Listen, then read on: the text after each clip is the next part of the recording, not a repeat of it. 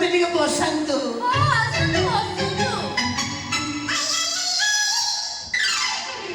କଣ ମୋ କୋଳରେ ସାଇଡରେ କୋଳ ଢେର ଦିନ ହେଲା ବସିଲେ ତ କୋଳଟା ଦେଖିଲା ପରେ ଆଗ୍ରହ ସୃଷ୍ଟି ହେଲା। କୋଳ ଦେଖି ବିକଳିଆ ହଉଛ। ପ୍ରଶ୍ନ ପଚାରିବି। ଆଚ୍ଛା ମ୍ୟାଡାମ, ଗୋଟେ ପ୍ରଶ୍ନ ହଉଛି, ଆପଣ ତ ଗୋଟେ ସଂଗଠନରୁ ଆସିଛନ୍ତି, କହିପାରିବେ? ଆପଣ ମତେ କହିଲେ ଯଦି କ୍ଷୀରରେ ବାଳ ପଡିଥାଏ ଆମେ କଣ କରିବା ଉଚିତ? କଣ କରିବା ମାନେ କ୍ଷୀରରୁ ବାଳଟାକୁ ବାହାର କରିଦବା, କ୍ଷୀରଟାକୁ ଠକ୍ ଠକ୍ କରି ପିଇଦବା।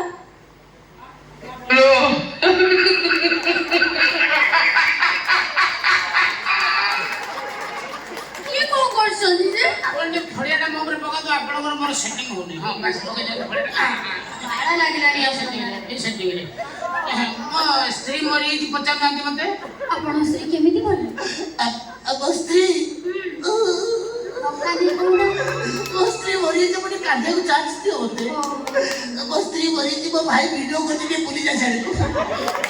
ଭାଇ ଭିଡିଓ କରୁଛି, ଜୀବନର ସର୍ବଶ୍ରେଷ୍ଠ ଭିଡିଓ ଏଇଟା ହବ। ଚଣ୍ଡାଳ ଆଣିକି ପୁରେଇ ଦେଲାଣି ମୁହଁରେ। ମୋ ସ୍ତ୍ରୀ ମରିଯାଇଛି।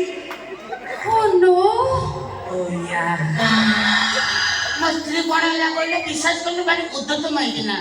ସବୁବେଳେ ଶାଢୀ ପିନ୍ଧେନି, ଗଞ୍ଜି ପିନ୍ଧିକି ମାର୍କେଟରେ ବୁଲିବ। ସେ କହିଲେ କାନ୍ଦ ଗୋଟା ଗଞ୍ଜି ପିନ୍ଧିକି